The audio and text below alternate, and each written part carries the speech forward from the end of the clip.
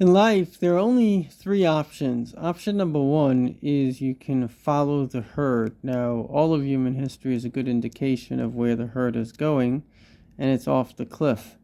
Never in human history has a nation or a group that followed human logic ever done anything but act in a stupid or non productive way.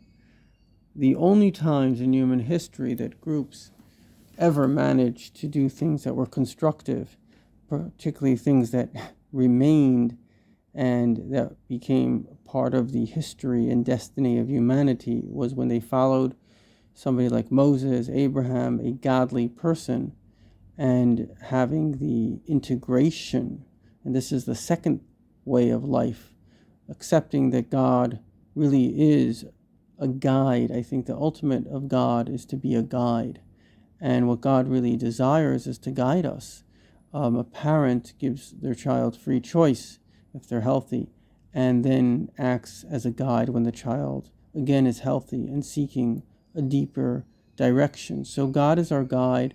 When we follow his guidance, we will ultimately be successful. But even within, let's say, the Orthodox Jewish community, unless you particularly have a Rebbe, because even then, if you just follow a group and you don't have a tzaddik, you don't have a specific divinely inspired leader, you also end up in not necessarily the highest consciousness and state that you can achieve. So the three options of life is number one, just randomly following people that don't believe in God, which always ends up where usually the dark side, as we saw in Nazism, we're seeing it in the woke, just crazy anti-life things that are, the majority of these people, they're not having enough children to replace themselves, are simply going to die out of their own stupidity.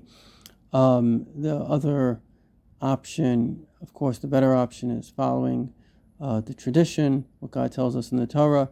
But even then, it's only if you have a tzaddik, if you have a Rebbe.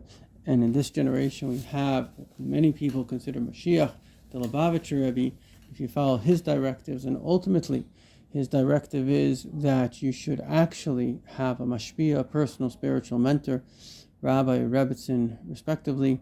And this will give you the divine insight, because at every moment, because God is always here, it is best to receive his direct directions for this moment as well.